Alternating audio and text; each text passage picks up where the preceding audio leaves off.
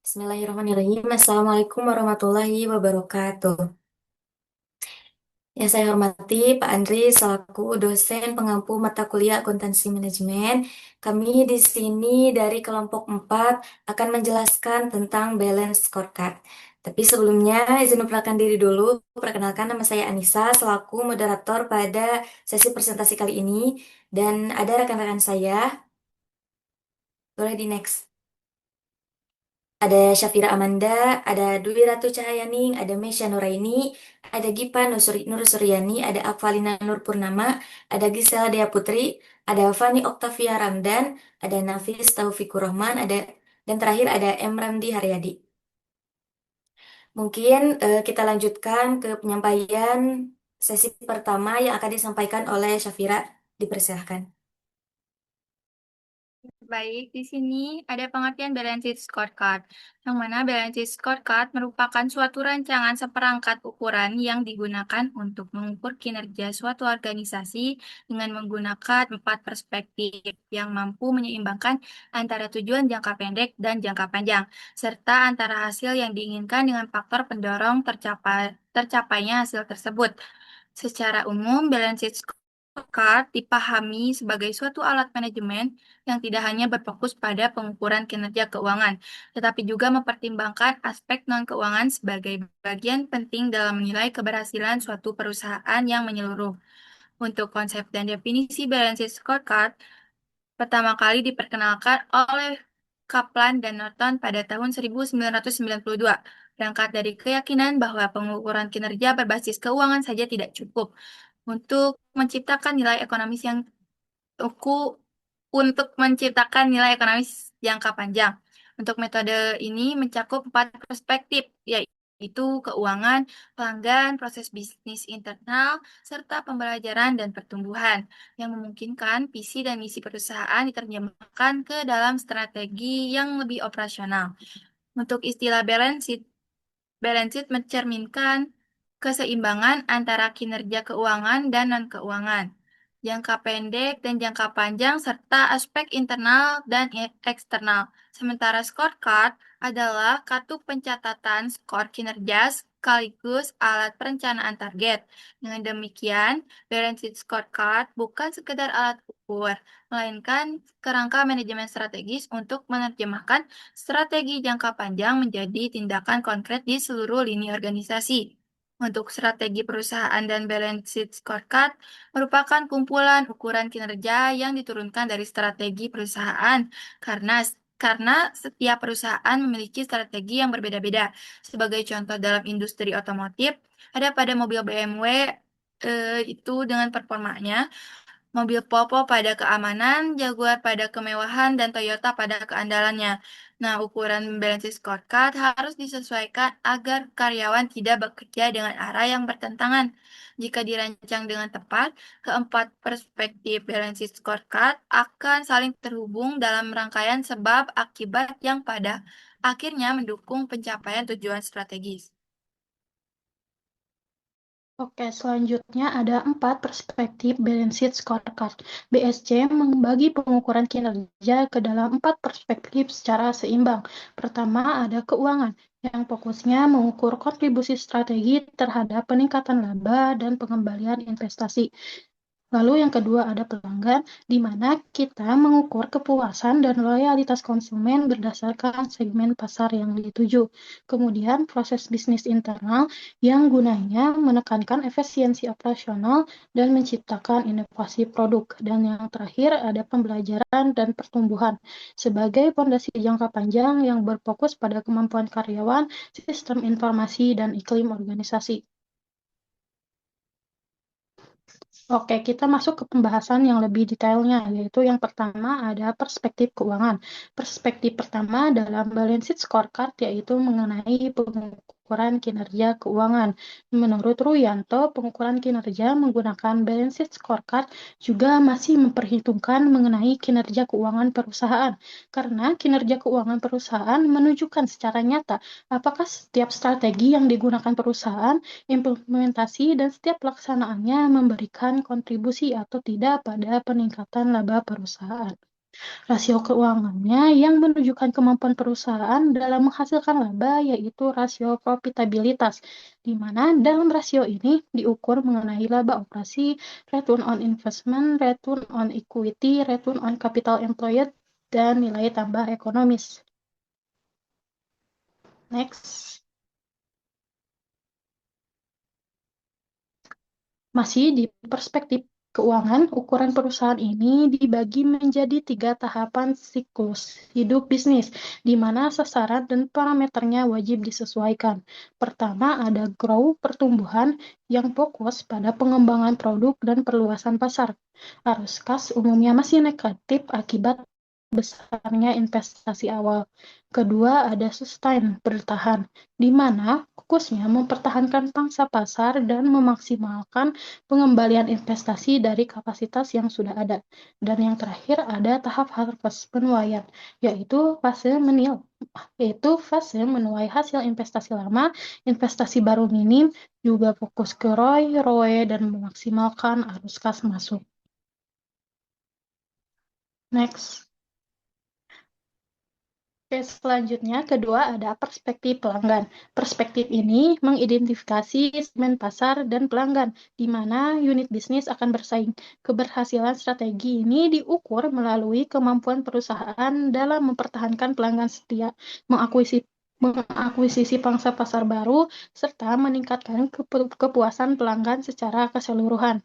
Nilai utamanya terletak pada proposisi nilai unik yang ditawarkan perusahaan kepada para pelanggan, yang pada akhirnya menjadi pendorong utama bagi tercapainya hasil finansial jangka panjang yang diinginkan oleh para pemegang saham.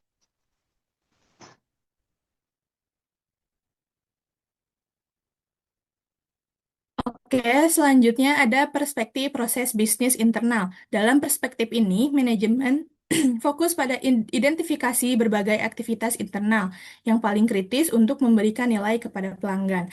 Hal ini mencakup seluruh rantai nilai, mulai dari tahap inovasi produk, efisiensi operasi manufaktur, hingga layanan purna jual yang responsif.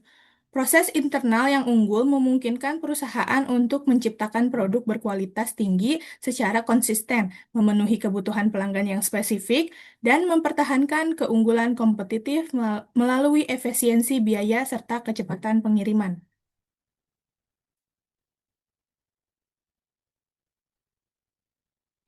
Selanjutnya, yang keempat ada perspektif pembelajaran dan pertumbuhan. Sebagai fondasi utama Balance Sheet Scorecard, perspektif ini membangun infrastruktur jangka panjang yang diperlukan untuk pertumbuhan masa depan. Fokus utama diarahkan pada 3 area kunci. Yang pertama ada pengembangan kompetisi karyawan, yang kedua penguatan sistem informasi, lalu yang ketiga, menyelaraskan prosedur organisasi. Melalui peningkatan motivasi, pemberdayaan, dan retensi karyawan yang berkualitas, perusahaan dapat memastikan bahwa seluruh komponen organisasi memiliki kapasitas untuk belajar, beradaptasi, dan berinovasi guna mendukung pencapaian tujuan pada tingkat perspektif lainnya. Lalu selanjutnya ada hubungan balance sheet scorecard dengan perencanaan perusahaan, di mana balance sheet scorecard berfungsi sebagai instrumen integrasi yang menghubungkan secara strategis jangka panjang perusahaan. Umumnya, dalam kurun waktu 3 hingga 5 tahun dengan penyusunan anggaran tahunan. Melalui mekanisme ini, anggaran yang dialokasikan dapat mencerminkan implementasi nyata dari strategi bersaing yang telah ditetapkan. Selain itu, sistem manajemen ini menyediakan kerangka umpan balik yang komprehensif bagi pihak eksekutif untuk memonitor, mengevaluasi, serta melakukan perubahan mendasar pada strategi apabila terjadi ketidaksesuaian di lapangan. Lalu kita lanjut ke penekanan penting dalam penerapan balance sheet scorecard, di mana penerapan balance sheet scorecard pada setiap perusahaan bersifat unik dan tidak dapat digeneralisasi karena harus mencerminkan strategi spesifik dari masing-masing organisasi. Teori dan konsep ukuran kinerja di dalamnya bersifat tentatif serta dinamis, yang berarti indikator tersebut tidak bersifat kaku. Sistem manajemen ini dituntut untuk selalu mengalami penyesuaian dan perubahan secara fleksibel sejalan dengan perubahan arah strategi perusahaan maupun perkembangan bis- lingkungan bisnis yang dihadapi.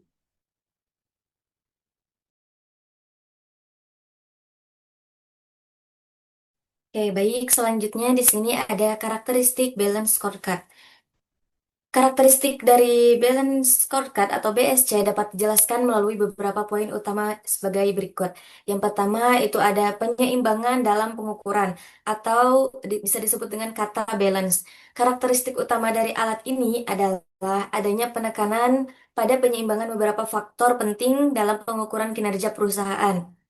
Yaitu diantaranya yang pertama ada keseimbangan eksternal dan internal, yaitu menyeimbangkan antara pengukuran eksternal yang ditujukan untuk pemegang saham serta pelanggan, dengan pengukuran internal yang berfokus pada proses bisnis intern, inovasi, serta proses belajar dan pertumbuhan. Yang selanjutnya itu ada keseimbangan objektivitas dan subjektivitas, yaitu menyeimbangkan unsur objektivitas yang berupa hasil kuantitatif dan mudah diperoleh dengan unsur subjektivitas yang berupa pemicu kinerja dan membutuhkan pertimbangan tertentu. Yang kedua, berbasis hubungan sebab akibat atau cause and effect. Konsep hubungan sebab akibat memegang peran yang sangat penting dalam balanced scorecard, terutama saat menjabarkan tujuan dan mengukur masing-masing perspektif. Setiap hubungan antara ukuran kinerja saling berkaitan dan dibaca sebagai sebuah hipotesis. Sebagai contoh, jika keahlian karyawan diperbaiki, maka pilihan produk meningkat. Jika pilihan meningkat, maka kepuasan pelanggan naik. Jika kepuasan pelanggan naik, maka laba keuangan akan ikut meningkat. Nah, contohnya seperti itu. Lanjut, yang ketiga, itu berfokus pada tren dan perbaikan berkelanjutan atau continuous improvement. Dalam pelaporan kinerjanya, manajer tidak hanya melihat apakah produk akhir sesuai dengan standar tertentu, melainkan memfokuskan perhatian pada tren ukuran kinerja dari waktu ke waktu. Penekanan utamanya berada pada kemajuan dan perbaikan yang berkesinambungan agar perusahaan tidak tertinggal oleh kompetitor. Yang keempat yaitu bersifat unik dan tidak seragam. Balanced scorecard dirancang secara khusus sebagai strategi spesifik bagi setiap perusahaan karena dipasang berdasarkan strategi perusahaan yang berbeda-beda. BSC memiliki karakteristik yang unik dan tidak cocok jika diterapkan secara seragam atau sama rata ke semua perusahaan, bahkan dalam industri yang sama sekalipun. Yang kelima yaitu bersifat dinamis. BSC tidak dianggap sebagai alat yang kaku, melainkan sebuah gambaran strategi atau teori tentatif atau sementara tentang bagaimana perusahaan mencapai tujuan. Jika tindakan yang dilakukan tidak efektif atau strategi perusahaan berubah, maka ukuran-ukuran kinerja dalam balanced scorecard juga harus diubah. Oleh karena itu, BSC dicirikan sebagai sistem yang dinamis atau sewaktu-waktu bisa berubah. Yang keenam itu menggunakan kerangka atas bawah atau top down. Tujuan dan pengukuran dalam BSC bukanlah sekedar penggabungan acak antara ukuran keuangan dan non-keuangan, melainkan hasil dari proses atas bawah atau top down yang diturunkan secara langsung berdasarkan misi dan strategi unit usaha atau divisi perusahaan. Baik, selanjutnya ada penjabaran strategi balance scorecard. Nah, definisi strategi menurut Kaplan dan Norton dalam bukunya The Balance Scorecard, Translating Strategy into Action, 1996, strategi didefinisikan sebagai proses pemilihan segmen pelanggan dan segmen pasar yang ingin disasar oleh perusahaan. Pengidentifikasian proses bisnis penting yang harus dilaksanakan oleh perusahaan untuk menghasilkan nilai bagi pelanggan di segmen pasar yang menjadi target perusahaan, dan pemilihan kapasitas individu, karyawan, dan organisasi yang diperlukan untuk mencapai tujuan tujuan pelanggan, dan tujuan keuangan. Selanjutnya di sini ada tahapan proses penjabaran strategi. Yang pertama ada keuangan, yang kedua ada pelanggan, yang ketiga proses, yang keempat infrastruktur, yang kelima ada tujuan, yang keenam ukuran, yang ketujuh ada target, dan yang kedelapan ada inisiatif. Nah, balance scorecard sebagai evaluasi kinerja. mencakup beberapa poin utama sebagai berikut. Yang pertama ada konsep dan definisi balance scorecard. Bagian ini mengulas landasan teori, pengertian, serta esensi dari balance scorecard sebagai sebuah instrumen manajemen. BSC tidak hanya berfungsi sebagai alat pengukuran finansial tradisional, melainkan dikembangkan untuk menyeimbangkan orientasi strategi jangka panjang dan juga jangka pendek perusahaan. Yang kedua, ada evaluasi kinerja, pendekatan tradisional versus modern. Evaluasi kinerja mode tradisional dengan evaluasi kinerja berbasis balance scorecard. Mode tradisional umumnya dinilai memiliki kelemahan karena hanya berfokus pada indikator-indikator keuangan masa lalu atau analisis rasio keuangan ataupun pelaporan segmen. Sementara itu, BSC hadir sebagai model manajemen kinerja yang lebih komprehensif. Dan yang ketiga, ada penerapan balance scorecard sebagai evaluasi kinerja. BSC diaplikasikan sebagai alat monitoring, pengendalian manajemen, dan bahan evaluasi guna melihat strategi perusahaan mana yang berjalan efektif ataupun berhenti, serta mengarahkan tindakan korektif demi mencapai tujuan jangka panjang organisasi. Proses penjabaran strategi dan ukuran kinerja, yaitu ukuran kinerja dalam balance scorecard dikelompokkan menjadi 4 kelompok, yaitu keuangan, pelanggan, proses bisnis internal, dan pembelajaran dan pertumbuhan infrastruktur. Sebagai diuraikan dalam gambar 13.2, yaitu dari strategi ke ukuran kinerja, yaitu keuangan. Untuk sukses secara keuangan, bagaimana perusahaan harus tampil di mata pemegang saham. Selanjutnya yaitu proses bisnis internal untuk memuaskan pemegang saham dan pelanggan perusahaan. Proses bisnis apa yang harus dilakukan. Selanjutnya yaitu ada pembelajaran dan pertumbuhan. Untuk mencapai tujuan perusahaan, bagaimana kita akan mempertahankan kemampuan untuk berubah dan berkembang. Selanjutnya yang terakhir yaitu pelanggan. Untuk mencapai misi perusahaan, bagaimana kita harus tampil di mata pelanggan. Nah, di sini ada proses bisnis internal adalah sesuatu yang akan dilakukan oleh perusahaan dalam upaya memuaskan pemegang saham dan pelanggan. Next. Selanjutnya itu ada balance scorecard, menjabar misi dan strategi perusahaan ke dalam 4 keuangan finansial, bertujuan melihat kontribusi strategi terhadap laba perusahaan. Ukuran yang digunakan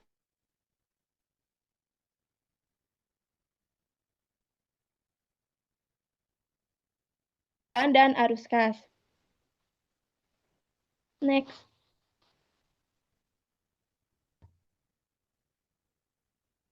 Yang kedua yaitu perspektif pelanggan, menentukan segmen pelanggan dan pasar yang menjadi sasaran perusahaan. Pengukuran meliputi kepuasan pelanggan, jumlah pelanggan baru, kemampuan pelanggan, pangsa pasar, juga memperhatikan nilai yang diinginkan pelanggan seperti waktu pemrosesan pesanan yang singkat, pengiriman tepat waktu, inovasi produk baru, pelayanan yang baik. Next. Selanjutnya yaitu perspektif proses bisnis internal, mengidentifikasi proses internal yang penting untuk menghasilkan nilai bagi pelanggan dan pemegang saham. Berbeda dengan pendekatan tradisional karena tidak hanya memperbaiki proses yang ada, tetapi juga mengembangkan proses baru, memasukkan proses inovasi seperti perancangan produk, pengembangan produk. Tujuannya meningkatkan daya saing dan kemampuan memenuhi kebutuhan pelanggan di masa depan. Next. Nah, yang terakhir yaitu perspektif pembelajaran dan pertumbuhan. Berfokus pada 3 faktor utama, yaitu orang SDM, sistem, prosedur organisasi. Perusahaan perlu berinvestasi pada 3 faktor tersebut untuk mendukung pertumbuhan jangka panjang dan mencapai kinerja yang diinginkan.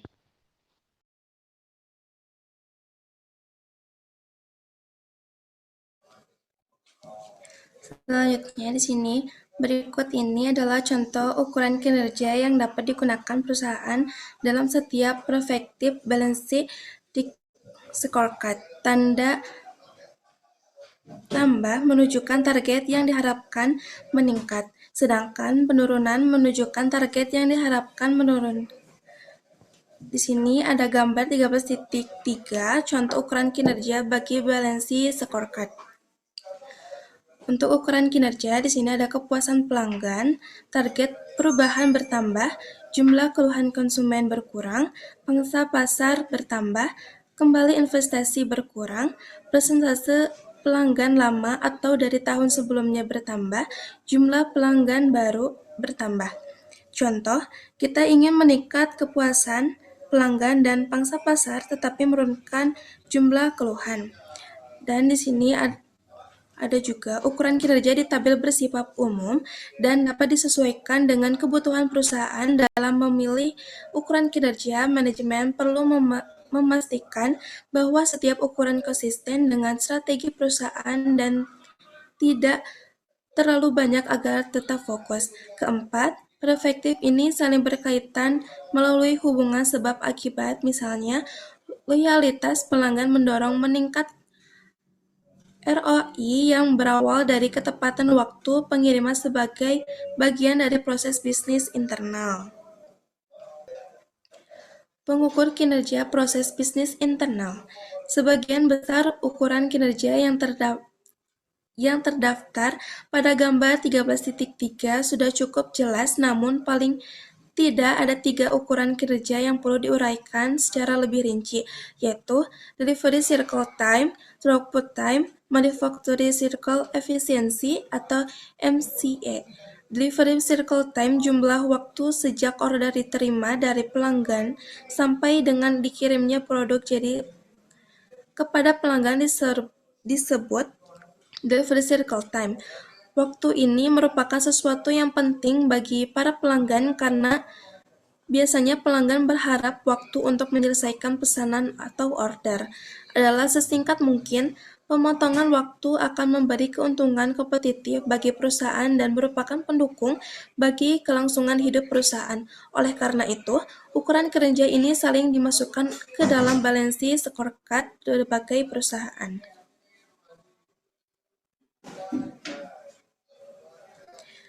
Dan di sini ada gambar 13.6 hubungan antara waktu siklus pengiriman dan waktu siklus manufaktur. Di sini ada order diterima, bisa dibilang waktu menunggu, produksi dimulai, ada proses tambah infeksi, tambah memindah, tambah mengantri, barang dikirim. Di sini ada throughput time. Throughput time itu sama dengan waktu yang dibutuhkan untuk proses produk di dalam pabrik. Kalau delivery cycle time di sini bisa dibilang waktu total sejak pesanan diterima hingga barang dikirim ke pelanggan. Selanjutnya di sini ada waktu bernilai tambah, waktu pemprosesan. Jadi semua dimulai dari saat order diterima dari pelanggan, tapi order ini biasanya nggak langsung dikerjakan, ada jeda dulu yang disebut waktu menunggu, sampai akhirnya produksi dimulai. Setelah produksi dimulai, barang itu melewati beberapa tahap sampai akhirnya dikirim ke pelanggan. Nah, dari saat produksi dimulai sampai barang dikirim itu totalnya disebut throughput time. Throughput time ini terdiri dari 4 aktivitas, proses atau barang benar-benar dikerjakan, atau inspeksi atau dicek kualitasnya, memindah sama dengan dipindah antar tahap produksi, dan mengantri bisa dibilang nunggu giliran dikerjakan. Jadi throughput time ini bukan cuma waktu kerja doang, tapi gabungan dari 4 hal itu. Kalau throughput time ini kita tambah lagi dengan waktu menunggu di awal atau sebelum produksi dimulai, maka jadilah delivery cycle time, yaitu total waktu dari pelanggan order sampai barang-barang benar diterima.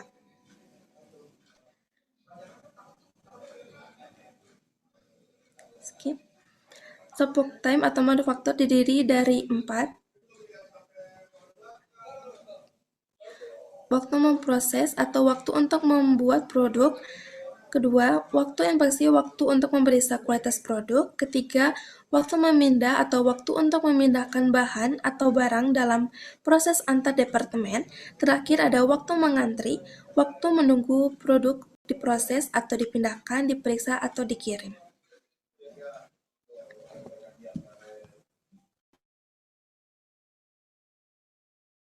Dari keempat komponen tersebut, hanya waktu pemrosesan yang memberikan nilai tambah value add pada produk. Sementara itu, inspeksi pemindahan dan antrian merupakan aktivitas tidak bernilai tambah non value add aktivitas yang perlu dikurangi atau dihilangkan untuk meningkatkan efisiensi. Untuk mengukur proses produksi digunakan manufacturing efficiency MCE, yaitu ukuran yang membandingkan waktu bernilai tambah waktu pemrosesan dengan total throughput time. Semakin tinggi nilai MCE, semakin efisien proses produksi karena semakin sedikit aktivitas yang tidak memberikan nilai tambah. Di sini juga ada rumus perhitungannya, MCE, value added time, ataupun throughput manufacturing cycle time.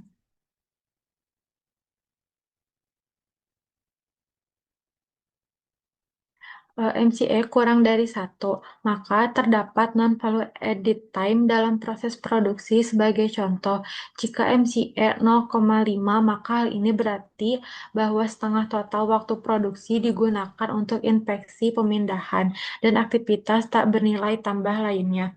Di sebagian perusahaan manufaktur, MCE yang dimiliki kurang dari 0,110%, hal ini berarti 90%. Waktu yang dihabiskan untuk membuat produk digunakan untuk melaksanakan aktivitas-aktivitas yang tidak bernilai tambah. Dengan memantau MCE, perusahaan mampu mengurangi aktivitas tak bernilai tambah, sehingga perusahaan dapat menghadirkan produk ke tangan konsumen lebih cepat dengan biaya yang lebih rendah. Ilustrasi yang pertama, berikut ini ada data tentang waktu rata untuk setiap unit produk atau setiap order yang berhasil dihimpun dari catatan sebuah perusahaan. Di sini ada jumlah harinya, waktu tunggu 17,00 hari, waktu inspeksi 0,4 hari, waktu proses 20 hari, waktu pemindahan 0,06 hari, dan waktu antrian 50 hari.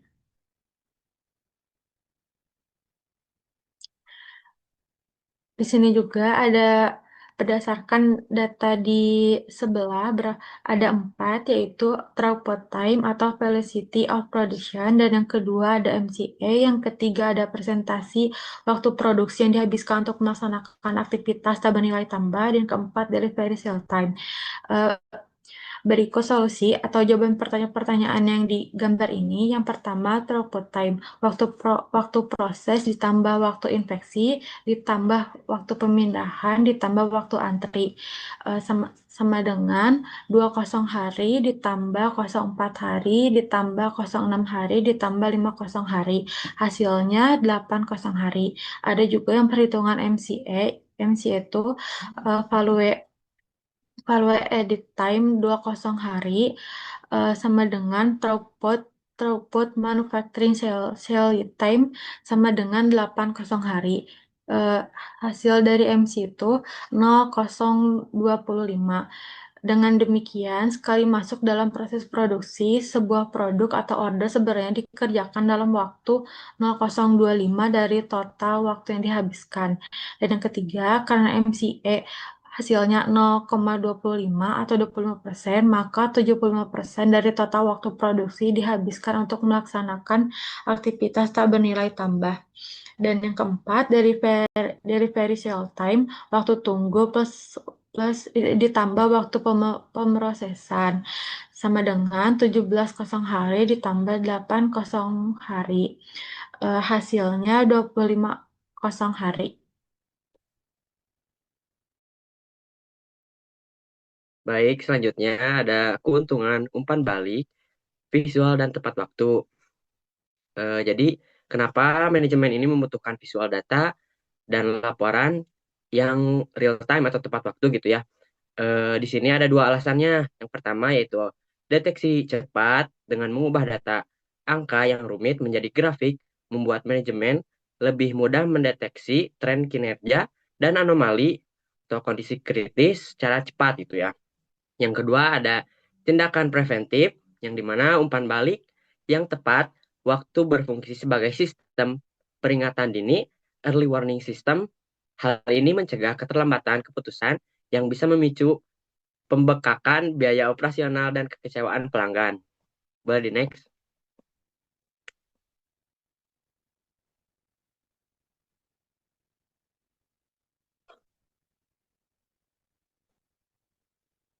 Selanjutnya ada penyesuaian dengan siklus hidup usaha atau life cycle, yang dimana penerapan BSC dan umpan balik kinerja harus adaptif terhadap fase perusahaan. Tahap tahap pertumbuhan atau growth berfokus pada peletakan fondasi operasional, inovasi, investasi teknologi, dan akuisisi pelanggan baru. Terus juga pada tahap bertahan, sustain matang, fokus pada efisiensi ketat, pengendalian performa lewat grafik, dan pengurangan biaya demi menjaga keunggulan kompetitif.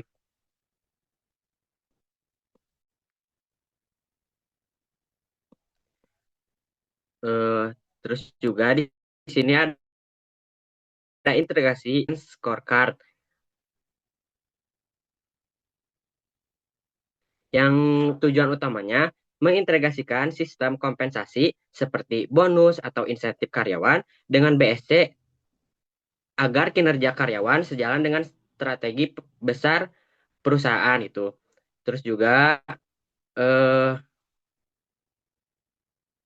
pada keseimbangan indikator bahwa pemberian insentif ini tidak boleh hanya berpatokan pada profit jangka pendek keuangan saja. Perusahaan wajib mengaitkan dengan perbaikan operasional seperti efisiensi waktu, pengiriman, terus juga tingkat kepuasan pelanggan dan program pelatihan staf. Terus ada orientasi jangka panjang yang dimana untuk perbaikan pada proses internal dan kepuasan pelanggan memang membutuhkan waktu untuk berdampak pada laba. Oleh karena itu, sistem kompensasi berbasis BSC ini memastikan karyawan tetap termotivasi dan dihargai secara adil demi keberlanjutan bisnis jangka panjang.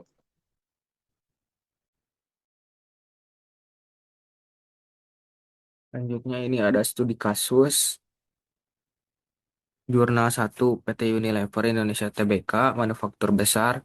Penelitian ini mengukur kinerja PT Unilever Indonesia dari tahun 2018 hingga 2021 menggunakan keempat perspektif BSC untuk melihat kestabilan bisnisnya menjelang dan selama masa pandemi.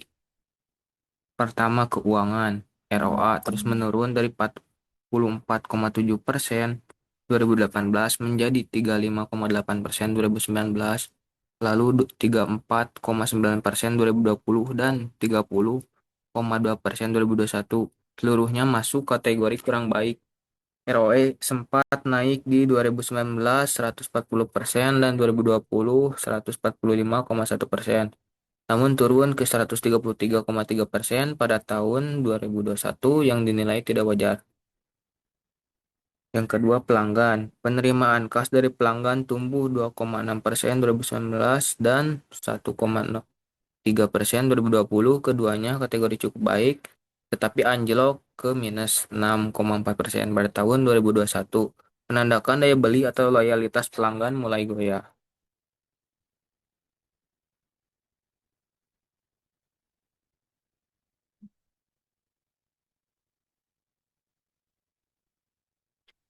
Lalu proses bisnis internal.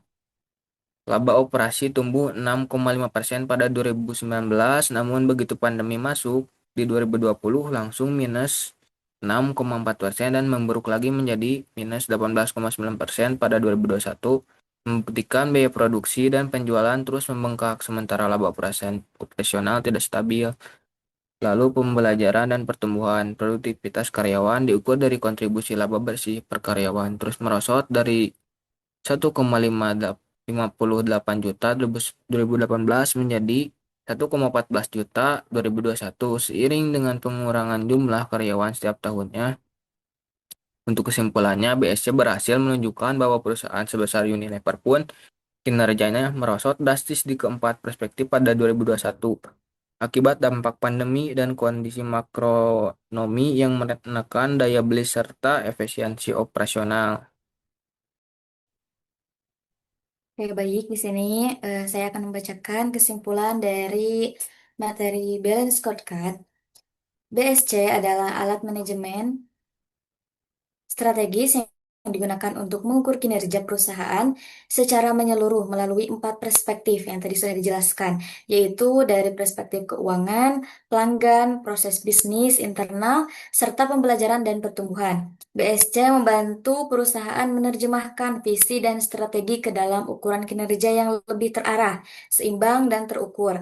Dengan penerapan BSC, perusahaan dapat mengevaluasi keberhasilan strategi, meningkatkan efektivitas pengambilan keputusan, serta mendorong perbaikan berkelanjutan guna mencapai tujuan dan keunggulan kompetitif jangka panjang.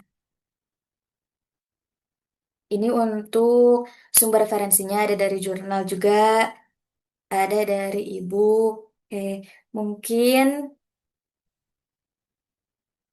oke Bapak, mungkin sekian dari kelompok 4 mengenai penjelasan materi balance scorecard. Mungkin untuk kurang dan lebihnya mohon dimaafkan. Terima kasih. Billahi fisabilillah, wassalamualaikum warahmatullahi wabarakatuh.